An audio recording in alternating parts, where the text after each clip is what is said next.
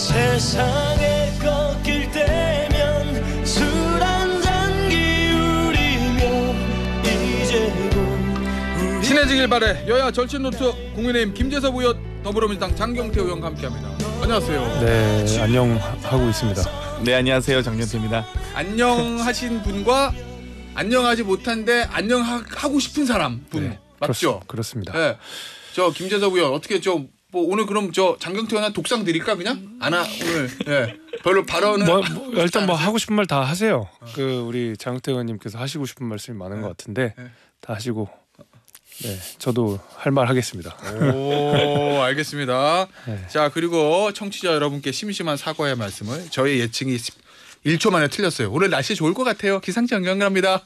오늘 흐립니다라고 해서 저희 예측이 틀렸다는 거. 흐리답니다. 예. 저도 좀 흐리네요, 오늘따라. 이쪽은 너무 한쪽은 너무 맑은데 한쪽은 너무 흐려서. 네. 이거. 자, 봅시다. 일단 통화 녹취. 네, 의원님. 예. 어제 녹취를 딱 들었을 거 아니에요. 대통령 육성이 나왔어요. 그거 듣는 순간 일단 첫 번째 일감. 좀 부끄럽고 참담한 마음이 들었어요. 예, 왜요? 아니 사실 그 전까지는 예. 뭐 여사와의 텔레그램 메시지 내지는 명태균 씨의 일방적인 전원 내지는 뭐 주변 인사들의 이야기 이런 것들이었는데 예. 누가 뭐래도 대통령의 육성으로 들리는 그 소리가 그 소리 안에 공천과 관련된 이야기가 직접적으로 들어갔다라는 점에서 저는 굉장히 부끄럽고 참담한 마음이 들었습니다.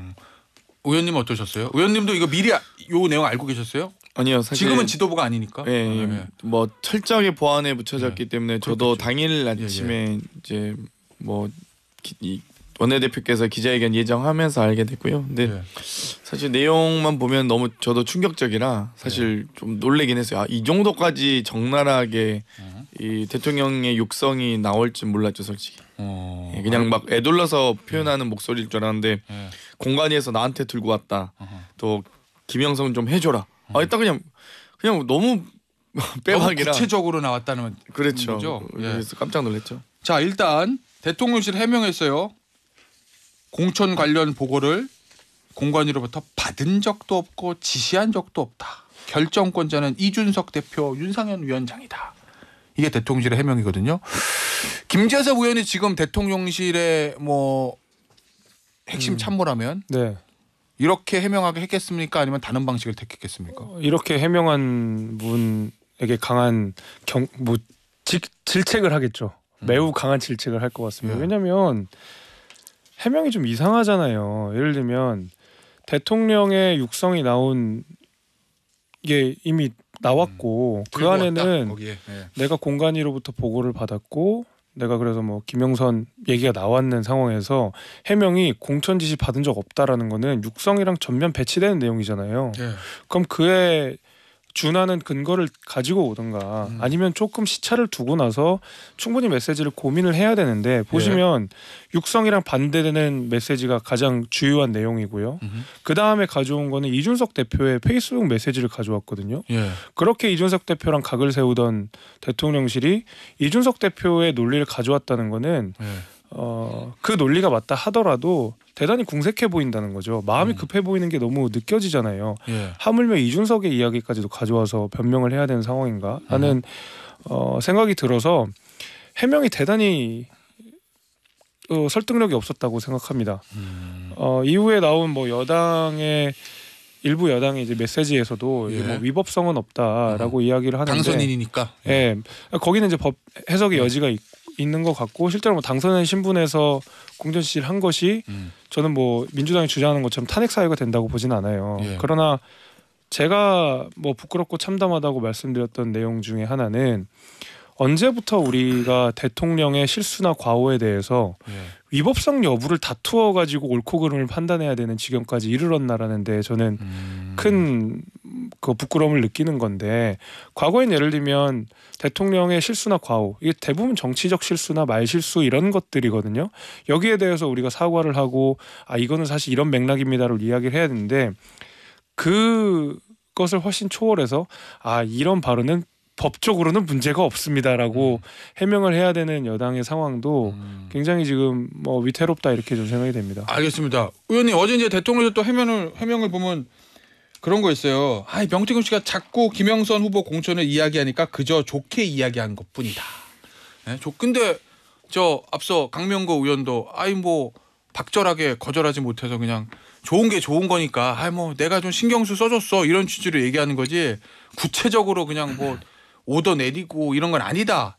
본인은 그렇게 해석한다 이 얘기거든요. 대통령실 입장도 그렇고 몇몇 의원들 입장도. 저는 지금 입이 10개라도 할 말이 있나 싶고요. 대통령실 해명은 제가 해명 글 쓰신 분은 아마 경질 당해야 되지 않나 싶을 정도로 이준석 당대표와 윤상현 공관위원장이 결정했으면 문제가 아니겠죠. 그런데 이거는 저도 지금 너무 이 심각성을 인지한 게 공관위에서 나한테 들고 왔다 김영선이 해줘라 라고 아주 구체적이고 명확하게 명시해서 공천 개입이라고 처음에 생각했는데 이건 사실 공천 상납에 준하는 일입니다. 상납. 이 명태균 씨는 여론조사를 제공했고 강혜경 씨나 명태균 씨 녹취가 사실상 다 사실로 드러나고 있거든요. 여론조사를 제공했고 여론조사 비용을 받으러 갔다가 공천을 받아왔다는 거군요. 그러면 여기는 명태균 씨의 에 대한 공천 상납이 되는 거고요. 또 여러 가지 명태균 씨는 결국 여론조사를 상납하면서 공천을 받아온 거고 또 김영선 의원은 세비 절반을 뚝 떼서 세비 상납을 한 것 아니냐. 그러니까 사실상 이 소위 이 검은 돈 뒷거래, 검은 어떤 여러 정치 자금의 뒷거래가 명확하다라고 보고요. 이게 이제 5월 9일 취임식 5월 10일 취임식 이전에 일어났던 일이기 때문에 당선인 신분은 문제가 없다라고 주장을 하지만 국민의힘의 법사위 의원들이 그렇게 얘기하죠. 정말 말도 안 된다고 생각하는 게요. 대통령직 인수법이 있습니다. 명확하게 제10조에 대통령직 인수위의 위원과 직원은 국가공무원법을 준용하게 되어 있어요. 그리고 15조에 벌칙 적용 시에 특례 조항이 있습니다. 거기에 벌칙을 적용할 때는 공무원으로 본다라고 아예 그냥 명확하게 명시돼 있어요. 그러면 인수위 위원들이 대통령직 인수위원과 직원들도 다 국가 공무를 보기 때문에 그런 거거든요. 아니 대통령직 인수위가 뭐 사조직입니까? 아니잖아요. 캠프도 아니고 정당 조직도 아니잖아요. 대통령직 인수위는 국가 조직입니다. 명실상부하게 대통령직을 인수받기 위한 국가공무원법을 적용받고 벌칙 적용 시에도 공무원으로 본다라고 명시하고 있는데 당선인만 쏙 빼서 공무원이 아니다? 그러면 대통령직 인수위를 지휘할 권한이 없어야죠. 공무를 보는 건데. 근데 뭐 우리가 형사처벌이라는 거는 뭐 죄형법정주의라는 대원칙 아래에서 이루어지는 것이고 단순한 처벌 규정을 넘어서 대통령에게 형사 책임을 묻기 위해서는 훨씬 더 구체적이고 더 정밀한 법 조항이 있었어야 된다고 보는데 저는 이제 그런 상황은 아니기 때문에 뭐 탄핵이나 이렇게 가는 거는 민주당이 이제 원하는 바인 것 같고요.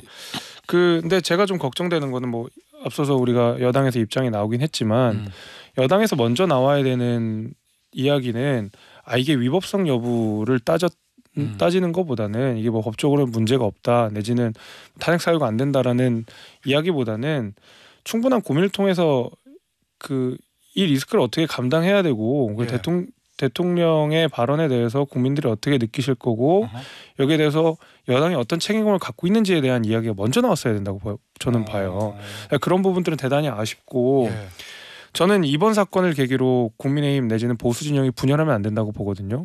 뭐 누구 편 내 편 갈라서 분열하는 건 안 되고 총력을 모아서 이 뭐 난관을 극복을 해나가야 되는데 그 난관을 극복해내는 방식이 대통령은 무오류고 대통령에게 책임을 물을 수 없고 대통령에 사과를 해서는 안 되고 이런 방식으로 총의를 모으면 안 된다고 생각하고 오히려 국민의힘이 더 단결하게 뭉쳐서 대통령의 잘못을 우리가 먼저 이야기하고 사법적인 리스크가 있다면 우리가 적극적으로 대응해 나가면서 넘어가는 게 필요하지 이게 또 분열이 되거나 내지는 우리는 잘못 없다라고 나오는 식은 좋은 방향은 아니라고 생각합니다. 일단 김세서 의원 얘기는 국민의 108명 의원들이 모두 뭉쳐서 대통령을 잘못 실드치고 방어하겠습니다가 아니라 잘못한 건 대통령이 잘못했다고 인정하고 그럼요. 앞으로 나아가는 뭐 그런 거 말씀하시는 거죠? 왜냐하면 제가 김건희 특검법을 받으시면 되겠네요.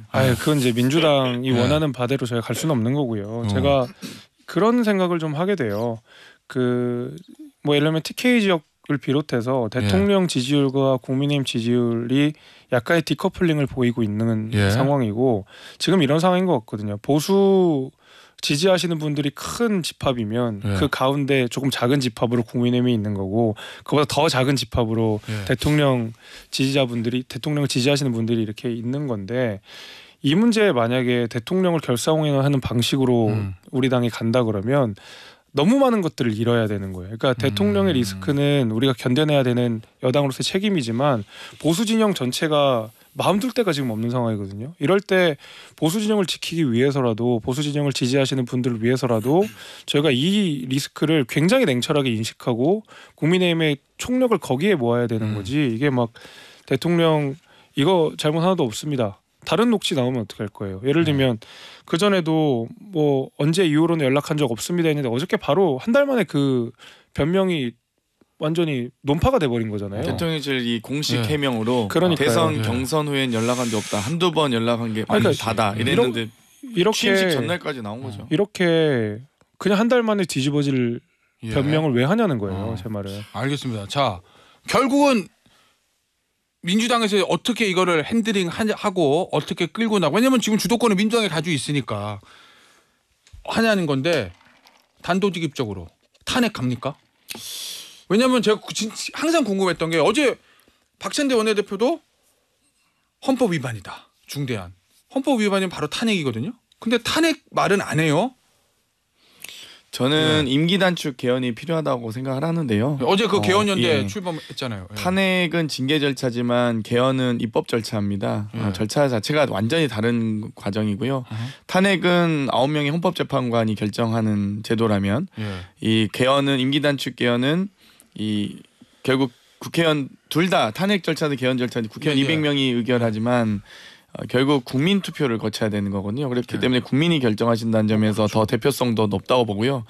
또 탄핵은 이 헌법재판관이 판결문 읽는 걸 온 국민이 가슴 졸이면서 봐야 된다면 이 아무래도 이 국민들이 결정하시면서 임기가 언제까지인지 대통령 선거 날이 언제인지 또 인수위도 둘 수 있는 탄핵은 인수위 없이 바로 취임하지만 임기 단축 개헌은 이 예측 가능성과 안정성을 매우 높일 수 있는 안정적 국정 운영과 정권 이양이 가능한 제도거든요. 그렇기 때문에 저는 여러 가지 측면에서 9명의 헌법재판관이 정하고 또 갑자기 임기가 시작하는 인수위도 없이 시작하는 탄핵 절차보다는 또 징계라는 성격을 갖고 있는 탄핵보다는 이 원만하게 정치권이 협의를 해서 이 국민들이 결정할 수 있게 개헌을 하고 또 여러 가지 대통령 선거 날과 인수위를 둘 수 있게 해서 안정적인 예측 가능성과 안정성을 높여야 된다라는 생각을 합니다. 의원님 결국 탄핵이든 임기 단축 개헌이든 간에 국회 정족수는 똑같잖아요. 200명이죠. 네. 200명 8표가 필요해요.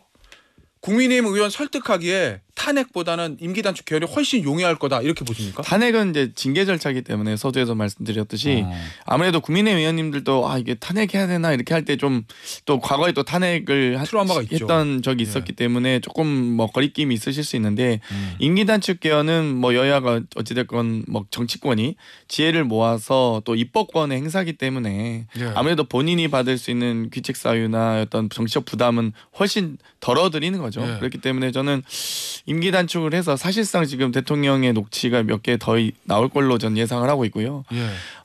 뭐 안정적으로 정권 이양하고 인수위를 두면서 좀 국민들이 불안하지 않으시게 또 이 여러 가지 국민들이 직접 선택하시고 예측 가능성을 높이는 또 정치적 과정을 좀 모아내는 알겠습니다. 게 좋지 않을까 생각합니다. 의원님 네. 앞서 그 얘기 국민의힘의 108명 의원이 똘똘 뭉쳐서 대통령을 쉴드 칠 게 아니라 이 리스크를 해소하고 민심을 얻어야 된다 이 얘기잖아요. 네. 총론적으로 되게 멋있는 말인데 그럼 구체적으로 어떻게 할 거냐? 예를 들면 뭐 네. 민주당에서 탄핵, 조국 혁신단 탄핵 얘기하고 장경태 의원님은 임기 단축 개헌 얘기하고 또 다른 서영교 의원님은 앞서 본인의 개인적으로는 탄핵이 맞다고 그렇게 얘기했거든요. 여러 가지 막 밀려오는데 네. 그럼 어떻게 방식으로 리스크를 해소할 거냐는 구체적인 방법론에 들어가면 뭐가 있어요? 뭐 그거는 조금 더 추가 논의를 해야 되겠지만은 제가 이제 제일 먼저 해야 되는 거는 이게 국민 눈높이에 맞는 해명이 나와야 되는 게 제일 첫 번째라고 보는데 국민의힘에서는 공식적인 아직 입장을 내진 않았어요. 물론 거기에 대해 답답해하시는 국민들이 있겠지만 저는 굉장히 시간이 걸리더라도 신중하고 눈높이에 맞는 해명이 나와야 된다고 보거든요. 빨리 하는 게 중요한 게 아니라 잘하는 게 그렇죠. 중요한 거예요. 어제 대통령실 해명은 2시간인가 3시간 만에 나왔는데 그거 누가 믿어요. 대통령의 국정 동력은 사실은 권위와 신뢰에서 나오는 건데 그렇죠. 지금 저번에 이 대통령이 연락하지 않았다는 말이 어저께도 거짓말인 게 대통령실 해명이 거짓말인 게 돼버렸으니까 신뢰도 지금 없고 권위도 너무 많이 떨어진 상황이거든요. 이거 어떻게 국정 이끌어 갈 겁니까? 그래서 저는 해명을 하더라도 국민 눈높이에 맞는 해명을 해야 된다고 생각하는데 근데 그 돌파구가 예를 들면 탄핵이나 임기 단축 이거는 저는 아니라고 보는 게 탄핵은 뭐 우리 국민들께서도 대통령에 대한 비판 여론이 높다 하더라도 탄핵에 찬성하시는 분들은 많지 않거든요. 그러니까 탄핵에 대한 트라우마도 있는 거고 그것이 정치 분란을 어떻게 일으킬지 잘 알기 때문에. 근데 지금 민주당이 내세운 임기 단축은 그냥 연성 탄핵이에요. 그러니까 부드러운 탄핵이에요. 결국 어떻게든 권좌에 있는 사람을 끌어내리겠다라는 이야기인데 탄핵이라는 말이 조금 거부감이 있으니까 한 1, 2년 더 줄여서 끌어내리겠다라는 내용이라서 저는 사실 그렇게 헌법 개정이 누군가 하나를 특정해서 이루어지는 것은 대단히 부적절하다고 생각합니다. 예를 들면 다음에 민주당 대통령이 됐는데 이런저런 구설이 오르고 뭐 현행법 위반이 아니지만 지지율이 뭐 굉장히 떨어졌다. 근데 그때 당시에 만약에 국민의힘 의석수가 많다. 그러면 얼마든지 또다시 개헌해가지고 끌어낼 수 있는 거거든요. 우리나라 헌법은 그렇게 쉽게 고치지 못하게 그 설계자들이 설계를 해놨어요. 그래서 이런 어떤 법적 안정성을 위해서라도 한 사람을 대상으로 한 이런 위인설법식의 그 헌법 개정은 저는 좋지 않다고 생각합니다. 그거 말고도 뭐 있어요, 그럼 방법. 혹시 대통령 탈당 요구? 글쎄요, 뭐 탈당 요구는 뭐 본인이 결정하실 문제니까 그거지만 일단 당연히 뭔가를 해야 되니까. 저는 이제 계속 말씀드리는 게 여당의 공식적인 입장이 나오기까지 저는 좀 기다려봐야 될 것 같은데 확실한 사과와 잘못을 인정하는 것부터 시작해야 된다고 생각합니다. 대통령실에서요? 아니 지금 인식이 되게 안일하잖아요. 이거 뭐 별 문제 아니다. 이게 왜 별 문제 아니에요. 엄청난 문제죠. 그래서 제가 뭐 일개 의원의 입장에서 뭐 전체 입장을 대변하기는 어렵지만 일단 국민 눈높이에 맞는 현실 인식이 가장 필요한 게 아닌가 이렇게 생각이 됩니다. 저 두 가지만 말씀드리고 싶은데요. 탄핵과 개헌이 어떻게 차이가 크냐면 탄핵은 다 잘 아시겠지만 대통령직 예우에 관한 법률을 그러니까 소위 대통령의 예우에 관해서는 다 박탈됩니다. 근데 이 임기단축 개헌은 최소한 대통령에 대한 예우를 지켜주는 거거든요. 그렇기 때문에 저는 뭐 좀 그런 점에서는 아주 큰 차이가 있다고 말씀드리고 싶고요. 불과 3일 전인가요? 국민의힘 중진 성명이 발표됐어요. 권영세, 나경원, 오세훈 시장 등이 그때 한동훈 대표 보고 뭐 소통? 당을 이렇게 윽박지지 말고 원만하게 이끌어달라라고 했는데 오히려 이 국민의힘 중진 성명이 발표될 시점은 지금이죠. 지금 5선 국회의원들 모여가지고 오세훈 시장, 박형준 시장 모여서 한동훈 대표를 비판할 게 아니라 지금 당의 이 어려운 상황을 헤쳐나가기 위해서 이럴 때 성명이 발표해야 되는 거지. 전 3일 전 그 성명 부서 보면서도 이분들이 무슨 생각으로 이런 성명을 하실지 뭐 대상도 없고 구체성도 없고 명확성도 없고 지금 오히려 5선 중진 의원님들이나 뭐 이렇게 광역단체장님들이 당을 위해서 해야 될 성명서 발표해야 될 시점은 지금이다. 다시 한번 좀 말씀드리고 싶네요. 의원님, 네. 어제 이제 국민의힘들 멘트들 쭉 보면 친윤계 의원들, 특히 이제 법조인 출신 의원들은 이제 탄핵 이제 방어 차원이겠죠. 법적으로 요거는 위법이 아니다. 고익에 집중하는 것 같고 친한계인 조경태 의원은 법적인 거는 떠나서 당무감사는 해야 된다. 요 입장인데 한동훈 대표가 이제까지 백브리핑을 안 한 적이 없거든요. 네. 어제 안 했어요. 네. 언론 보도를 해석을 보면 딜레마 상황이다. 여기서 대통령 무조건 잘못했습니다. 하기도 좀 등에 칼 꼽는 것 같으니까 좀 어렵고 쉴드 쳐주는 건 또 민심에 반하니까 어렵고 그래서 지금 어제 딜레마 상황이다. 이런 보도가 있더라고요. 한동훈 대표가 김재섭 의원에게 지금 전화해서 묻는다면 이 메시지 어떻게 해야 되나라고 묻는다면 뭐라고 답을 주시겠어요? 일단 대통령과 여사님께 전화를 하셔서 구체적인 맥락을 좀 여쭤보셨으면 좋겠어요. 아마 한동훈 대표가 답을 바로 못하는 이유는 그리고 국민의힘에서도 공식적 입장을 바로 못 내는 이유 중에 하나는 팩트가 뭔지 뭔지 몰라요. 아무도 몰라요 저희가. 그러니까 예를 들면 민주당이 어떤 녹취록을 가지고 있는지 예. 뭐 명태균 씨는 녹취록이 중간에 잘렸다고 이야기는 하지만 그 내용을 우리가 또 일방적으로 다 믿을 수는 없는 거고 대통령께서 그리고 여사께서 어떤 정도까지 어떻게 이야기를 했는지를 알아야 우리도 대응을 하잖아요. 예. 근데 맥락을 전혀 모르는 상황에서 예컨대 그거는 뭐 별 문제가 안 됩니다 했는데 녹취록이 또 나와요. 그러면 큰 문제가 되는 거고요. 예. 이거는 법적으로 문제가 없을 겁니다. 뭐 저 대통령 인수위 시절에 있었던 예. 거기 때문에 처벌하기는 어렵습니다 했는데 5월 가령 15일자 녹취가 뭐 비슷한 게 예를 들어서. 나온다고 하면 예. 그러면 또 예. 이게 고스란히 대통령뿐만이 아니라 여당과 보수진 전체가 상당 부분 많이 더 어려워질 거거든요. 그래서 네. 저는 일단 제가 한동훈 대표한테 전화가 온다면 일단 대통령과 여사께 전화를 하셔서 예. 어떤 맥락이 있고 어디까지 이야기가 논의됐는지를 알아보시라라고 하는 말을 전해드리고 싶습니다. 알겠습니다. 뭐 예. 김건희 특검법밖에 없다고 생각하는데요. 지금 어제도 창원지검이 사실 9개월이나 묵혀놨다가 선거법 공소시효 다 끝나고 나서야 검사도 없는 수사과에 배당해놨다 형사부로 배당했잖아요. 9월이 네. 돼서야. 그런데 지금 명 씨가 보란 듯이 아버지 산소에 증거 다 태워버리겠다. 불태우러 간다. 네. 이거 증거인멸 구속사유 아닙니까? 근데 허탕만 치고 와요. 이 깡통폰이나 보고 어제 압수수색해봐야 허탕치고 나왔다는 거 아닙니까? 그러니까 지금 명태균 씨를 구속영장을 청구해야 될 시점인데 아무것도 안 하고 있어요. 검찰은 진짜 할 말이 없다고 생각하고요. 지금 이런 수사를 제대로 하려면 특검밖에 없다고 봅니다. 알겠습니다. 여기서 마무리할게요. 더불어민주당 장경태 의원, 국민의힘 김재섭 의원이었습니다. 의원님 감사합니다. 감사합니다. 고맙습니다.